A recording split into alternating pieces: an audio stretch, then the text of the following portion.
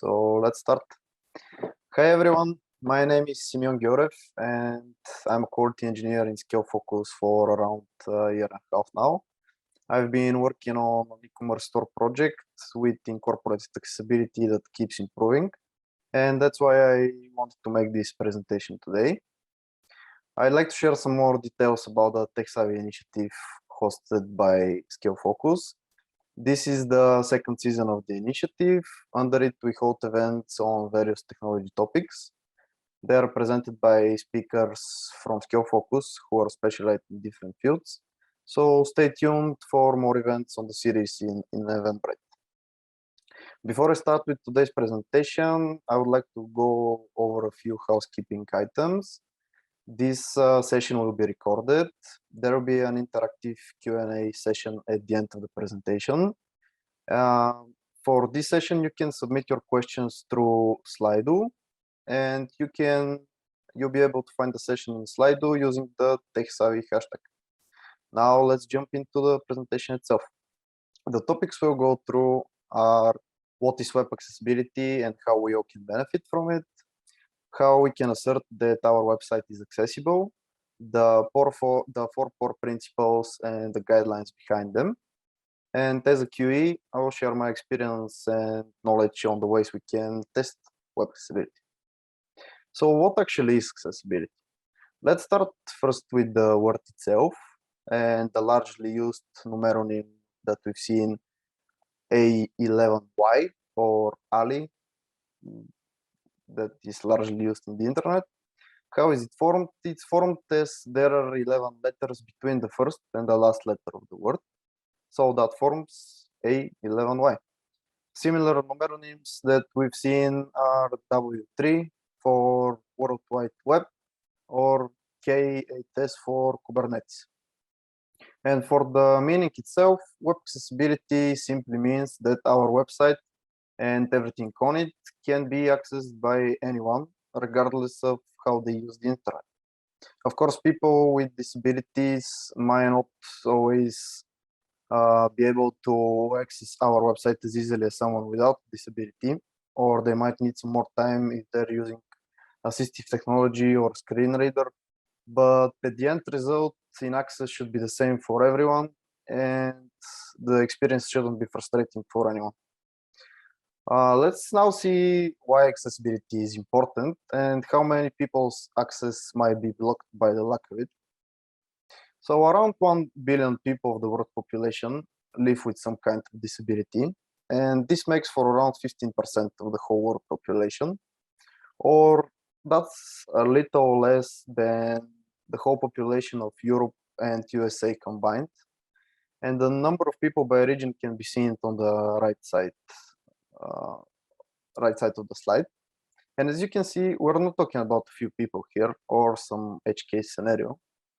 Another thing to note is that in countries with life expectancy over 70 years, people spend around 8 years or around 11% of their whole lifespan living with some kind of disability.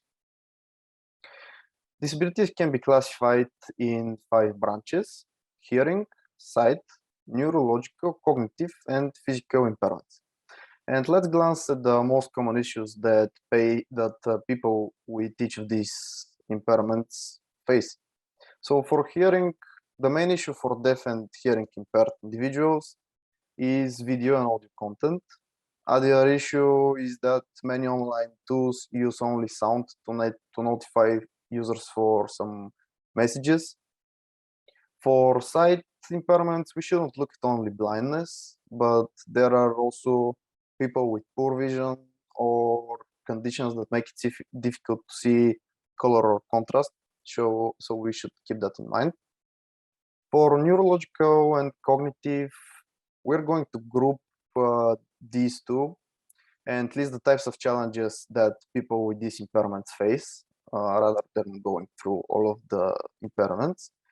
And the most common ones are flickering content, as it can lead to a seizure, or complex navigation and layout issues, as they can be confusing and difficult to operate. For physical impairments, we should assume that the people people with physical impairments might be using assistive technology to access our pages. So we should avoid actions which require precision and time-limited actions. Another way we can group the disabilities can be temporary, and by that I mean disability that can last a day or a month or two or a year, and this can be a broken arm or dilated pupils after a doctor's appointment, or they can be permanent. And we've all went through or will go through some form of them in our lives. So let's compare real life accessibility versus web accessibility. On these images, we can clearly see obvious failures in real life accessibility attempts, but it's not so easy to notice web accessibility failures if you're not relying on the web accessibility or you're not actively looking for these failures. The impact of both, though, is very similar. In both places, the people that are relying on the web accessibility are going to face a barrier when navigating, interacting, or accessing a desired service. And people without disabilities might not notice it, but that doesn't mean that there is no barrier. Let's now look at the most common misconceptions about web accessibility. The first one is people with disabilities aren't using the internet or my website. Contrary to common belief, this cannot be further from the truth, as people with disabilities do access the internet, and actually they often rely on it much more than the general population. And one might think that they won't access our website if, for example, we're selling skateboards. But why can't a disabled person buy a skateboard for their niece, for example, as a present, or just to use it by themselves? We can't just assume that someone will not use our public site based on their abilities. Second one is accessibility means the website. Screen readers of the past used to read across the page. So a multi-column page would result in an accessibility failure. But as with all technologies like screen readers, CSS, XHTML advances, this is no longer the case. And the same design components which make a website usable to non-disabled users, such as clear navigation and consistent design, will also make it accessible to users with disabilities. A text-only version of the website is a suitable solution. Well, this cannot be further from the truth, as it will mean that it will face three issues if we go with if we use this. So the first issue is that we'll be separating users based on their abilities. The second issue will be that who will be in charge of keeping the text-only version of the site up to date? This will require more resources. So the third issue is that how would people with disabilities navigate through the text-only version of the site through the main version of the site? So this is just not a feasible solution. Next one is accessibility is expensive and difficult. And we should look at incorporating accessibility as an investment rather than just cost, because it will improve our search engine optimization, our legal compliance, and the usability and amount of users that will use our site. Also, if we incorporate accessibility at the beginning stages of our project, we'll be building a foundation with clean code practices and universal design. Next one is accessibility is the responsibility of web developers. Well, a lot of the bulk of the work for accessibility has to do with good coding. So the bulk of the task does rest on developers. However, there is a lot more to accessibility than just code. Editors, designers, and managers also will need to be thinking about incorporating accessibility. And by creating clear policies, we'll be able to ensure that the teams are working in sync, and we'll be able to reduce the burden on all of them. And the last one, web accessibility is just for people with visual impairments. And we already saw in previous slides why this is not the case. So how do we know if our website is accessible? The short answer to that is that it matches the Web Content Accessibility Guidelines. We'll talk about them in a bit. But we should also ask ourselves, how accessible does our site need to be, and how accessible do we want it to be? And let's see what I mean by that. So we have 3 levels of accessibility conformance. They are established by the Web Content Accessibility Guidelines, or WCAG for short, and the current version is 2.1, which on their turn are created by the World Wide Web Consortium. And the levels are level A, level AA, and level AAA, and each includes several criteria which must be met in order to achieve that level. So conformance at higher level includes conformance at lower levels. So if we aim to be conformant at level AA, we will also need to meet level A and level AA. Level A sets the minimum level of accessibility and does not achieve broad accessibility for many situations. For this reason, level AA is recommended for all web-based information, and today we'll be focusing on it in our presentation. Level AAA is usually used for sites managed by the government, and we're not going to go in many details for this one. These criteria mentioned here are grouped into 4 core principles. These 4 principles are perceivable, that stands for what can I see or not see. Then we have operable and understandable. They stand for what can I do and how. And then we have robust, which stands for does it work with assistive technology. And these 4 principles are further separated into the 13 Web Content Accessibility Guidelines. We can think of the 4 core principles as chapters to these guidelines. And for perceivable, we should aim for all of our content to be perceivable by any means. So all text alternatives should be backed by text variant. All time-based media should be supported with closed captions or audio description. And just opening brackets here, we shouldn't confuse closed captions with subtitles. Next one is the content should be adaptable so it can be presented in different ways. And the color contrast guidelines should be met. For Operable, every functionality should be accessible with the keyboard. Users should be able to stop or increase the timer of all timed functionalities. There shouldn't be any flashing images that can lead to a seizure or any physical reaction. And every page should include the skip to content links that I'm gonna show an example in next stages of our presentation. For understandable, all text should be readable and easy to understand. Pages layout should be predictable and easy to understand. All input fields should provide assistance to the user. And finally, for robust, our website should be compatible with various assistive technologies, browsers, and devices. And now let's go through each of these principles and see some examples of them. So we saw the WCAG guidelines for it, but what Perceivable basically stands behind is that the web content should not be limited to be viewed only visually. Examples for this can be closed captions for time-based media. The focus state of each interactable element should be visible and should have focus state. And the text color contrast should have a minimum contrast of 4.5 to 1 to be able to be separated from its background.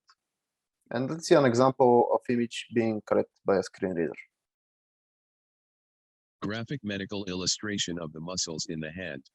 It's hard to imagine that any text description alone could be as understandable. Graphic medical illustration of the muscles in the hand. So what we saw here is that first the focus of the screen reader is put on the image. Then we move to the next element, which is the text element. And then we return to the image. when we were on the image, what the screen reader read is the alternative text that has been put behind the image. And this alternative text in use, so the user can understand the context of that image, even if they can't see it. Note how descriptive that text is, though. It's not just reading hint. So we should aim to create the text as descriptive as possible when we are using it for our images. And let's see an example of that.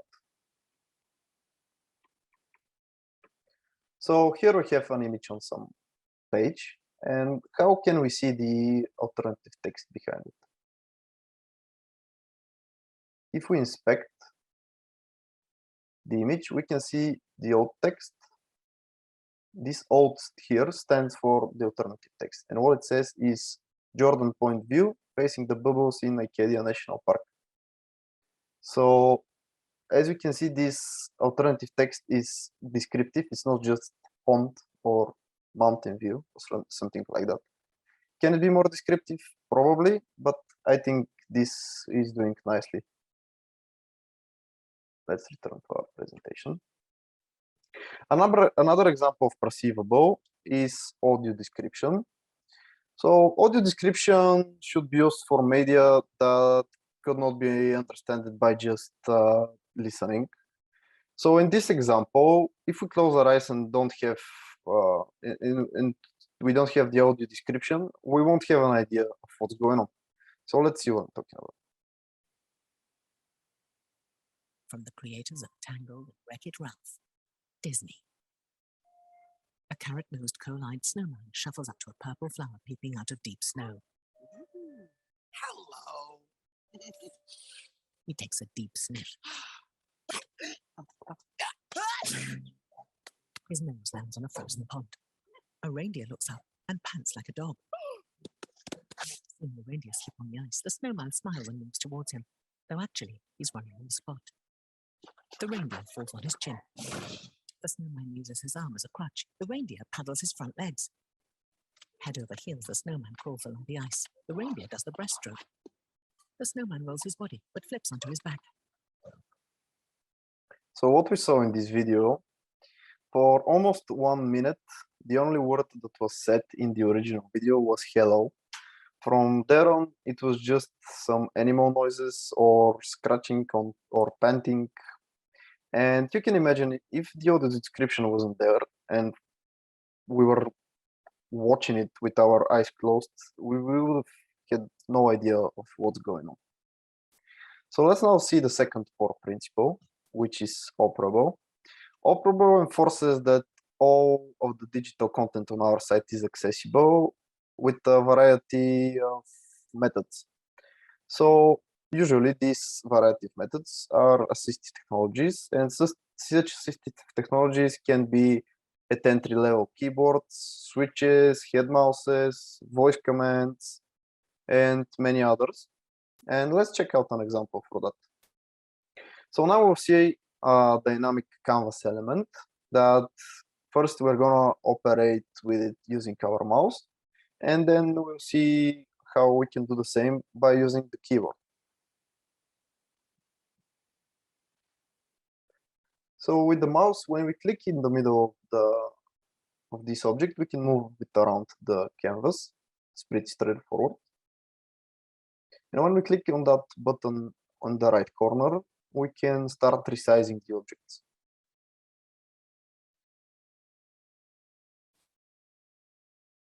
Let's see how the same can be done with the keyboard.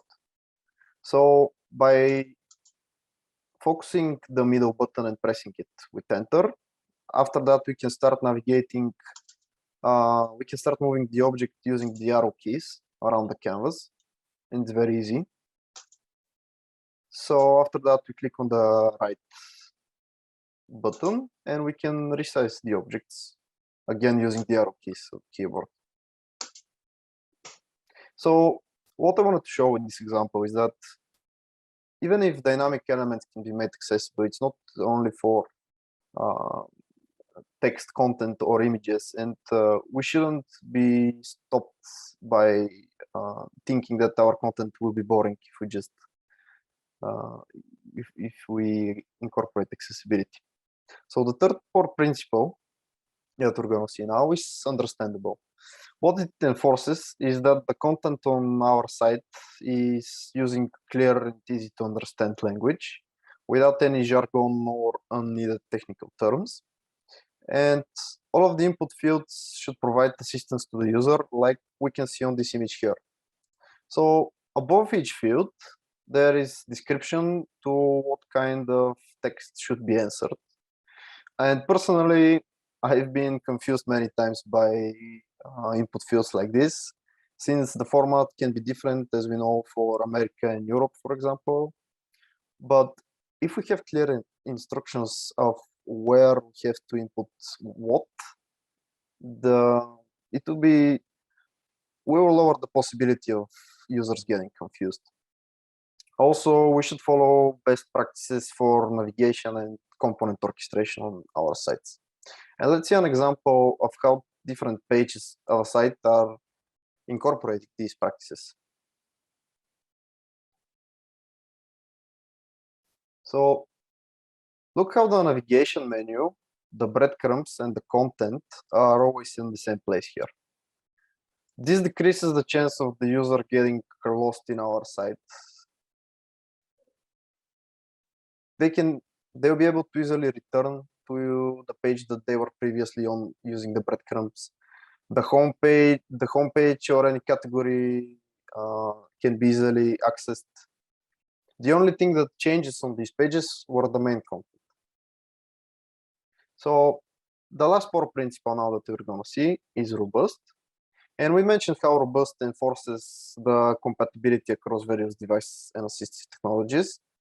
And we showed an example of it by using the screen reader when we read that image with the hand. So instead, we can check out the difference between accessible elements and inaccessible elements. And let's see a model. So what we do here, we open the model, and now I'm trying to close it using the escape key, but nothing happened. Then I started navigating through the elements of it, but as you can see, we were navigating in the background, and the focus wasn't in the model. Then we went out of the model with the focus, and the last issue that we can see here is that after we close the model using the close model button, the focus is down here on these buttons. It's not on the button that invoked the model in the first place, and this shouldn't be the case. So let's see how a model can be made accessible.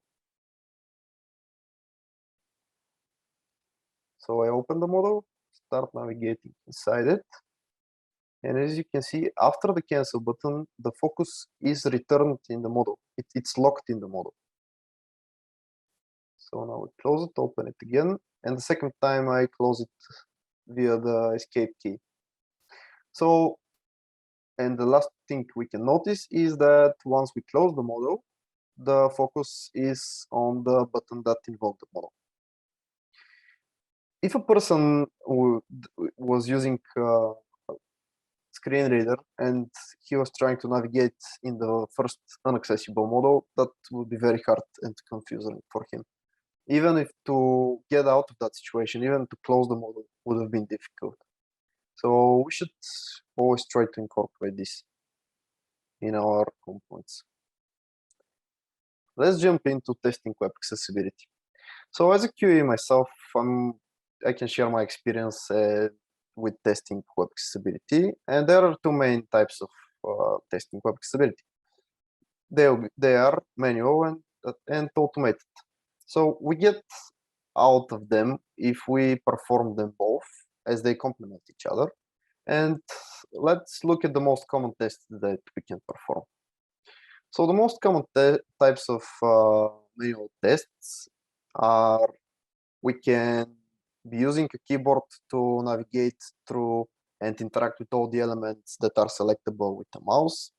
We can use a screen reader to read the whole page and assert that there is no context leakage.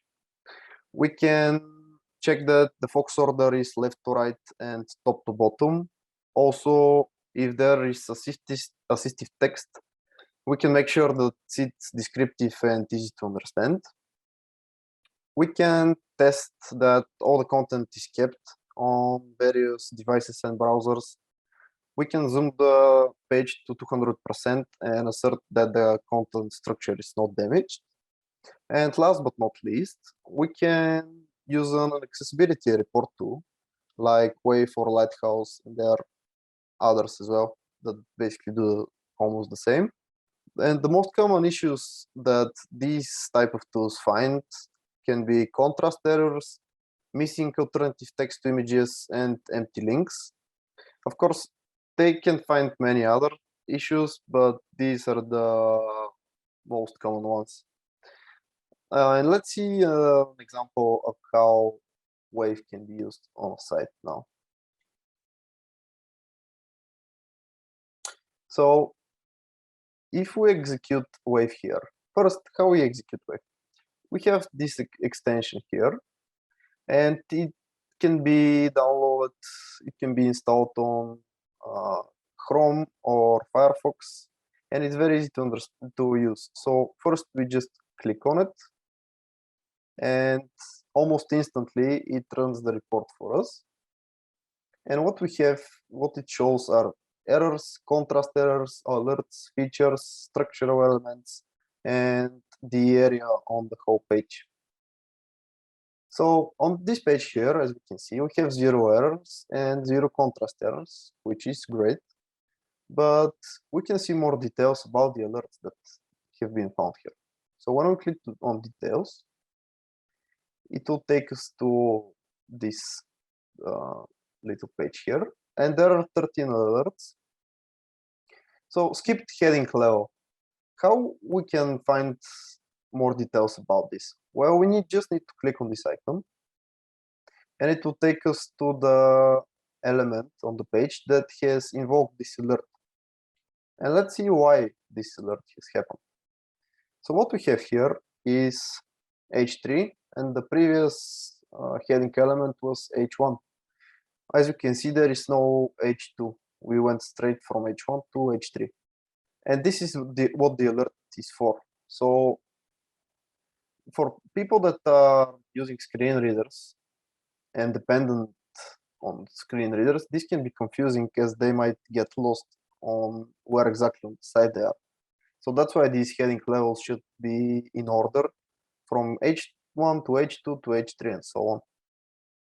And for example, if we see this non-script element, we want to find some more information about it, or just any other thing that it's not clear for us at first glance, we can just click on this information button here, and it will give us more info of what that alert means, or error, or whatever.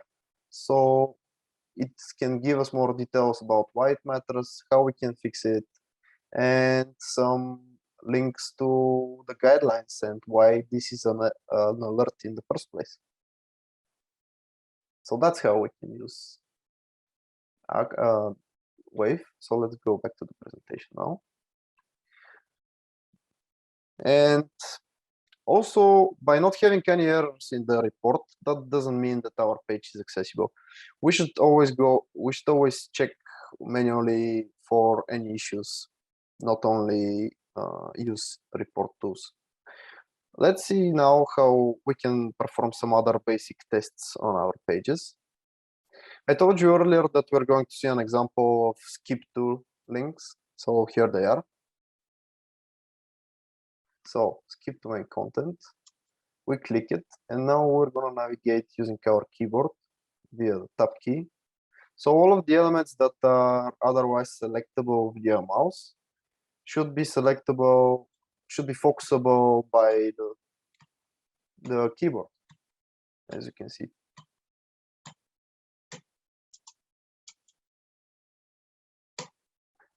Now skip to main content, skip to search. When we click skip to search, the focus is put directly on the search menu. Skip to main content, skip to search, and skip to navigation. When we click skip to navigation, we are sent to the navigation menu.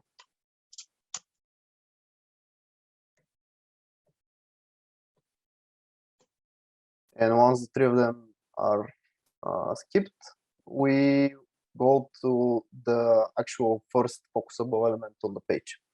So what types of tests we see here? So we asserted that the skip to links are present and functional. We navigated through all the selected links and the content that could be otherwise selectable by a mouse.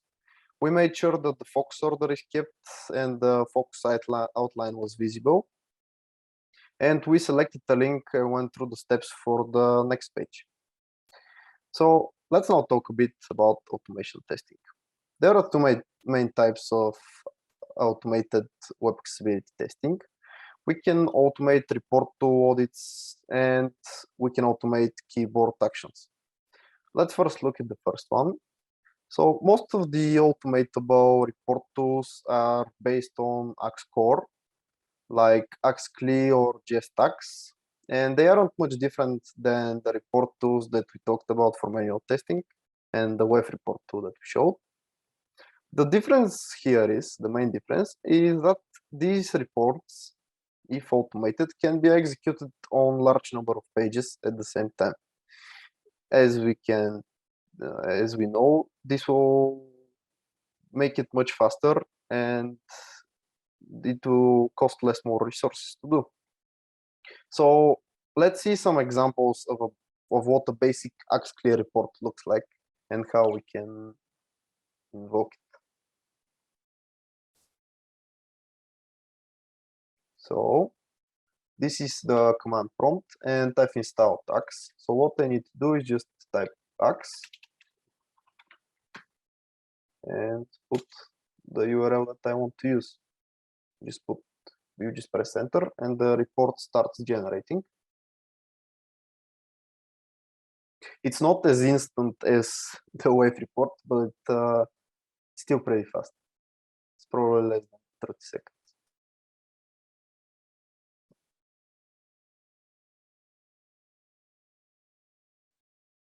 So here we have our report. 31 accessibility issues have been found, which is great. And let's see what types of issues we found. So first one is area valid attribute value.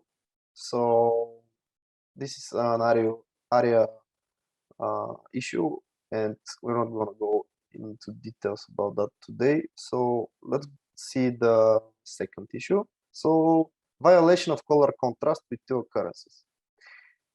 Earlier I mentioned how the color contrast has to be 4.5 to 1, and this can be very difficult to test manually, the color contrast. So these types of tools make it very easy for us to find these types of errors. And here we have the element that has invoked this error. So if we just copy it and go onto the page, so we run the report for this page. What we need to do, we need to open the DevTools, then Control F, search, and just paste the path of the element. So it's this element here. I have poor color contrast. As we can see, this site is very self-aware, which makes it very nice. Let's see the next component, the next element that we saw. So it's this one. Just paste it again here. And it's the second text here. I have better color contrast, but do not meet WCAG guidelines. So yeah, this is self-aware again. As you can see, it's very easy to find the elements that can invoke the errors. Let's see some other ones. Duplicate ID active. Basically, this means that there are more than one elements with the same ID, and this is not a good practice. Also, violation of heading order. The same thing that we saw with the web report.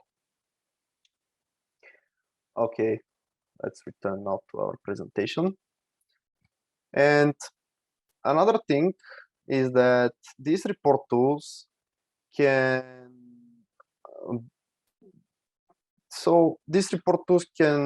show us only about 40% of all errors that can be found on our page. we should always include manual testing in them. For example, an automated test or this kind of a tool can scan for alternative text behind images. And if we have this image here on a page and the alternative text behind it was human, this kind of report tools will say that everything is all right. They won't show any error because there will be some alternative text. But when we think about it, there will be an error because this is not a human.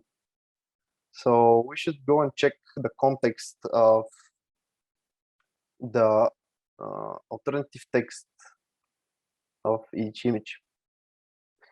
Okay, the other way of automating web accessibility is automating keyboard actions. And this approach main use is to automate end-to-end scenarios. For example, if we're on an e-commerce site, we can automate the whole way from selecting a t-shirt till the cash out. And this requires static content though. If we have dynamic content, it might take way too much maintenance and it might not be a feasible solution. So end-to-end scenarios for pages with too dynamic content are not optimal. And what we can do in this case is we can automate keyboard interactions inside separate elements. For example, navigating into and closing modal with the escape key, or submitting, we can automate a submitting form, or just some separate elements. So let's now see what we learned in this presentation. Okay, we have some unexpected slide about unexpected benefits of web accessibility, which I was not expecting. Okay, let's see what that brings. So we mentioned some of these in our earlier slides, but let's see some more of these unexpected benefits in more details. So usability and accessibility go hand to hand. And when we increase the quality of one of them, the other one will be affected as well. For example, if we add alternative text to images and objects on our pages, we'll also help people with slow internet connection to understand the purpose of the content before it even loads. By making our website accessible, we will also be building positive PR. Studies have shown that around 60% of people prefer to purchase from a brand that is taking a stand on an issue that matters. Around 50% of the people are willing to walk away if they are disappointed with the company's words of actions, and around 17% will never return to that site. Google are rewarding sites that provide good user experience, and we know they're taking accessibility seriously as they want to ensure they include the best sites in their search results. And they see accessible sites to be the best, as they are the easiest to understand and use. And as the internet and other digital technologies become more and more prevalent in our daily life, it's not hard to argue that web accessibility is a civil right for people with disabilities.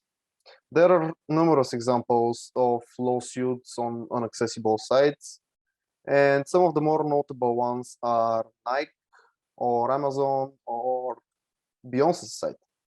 All of them were sued for the same thing. People with disabilities weren't able to complete their order.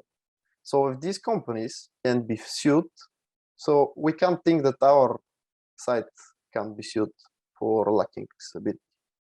And the final one is that writing cleaner code has a variety of benefits for our website, including better user interfaces, fewer bugs, and faster loading time.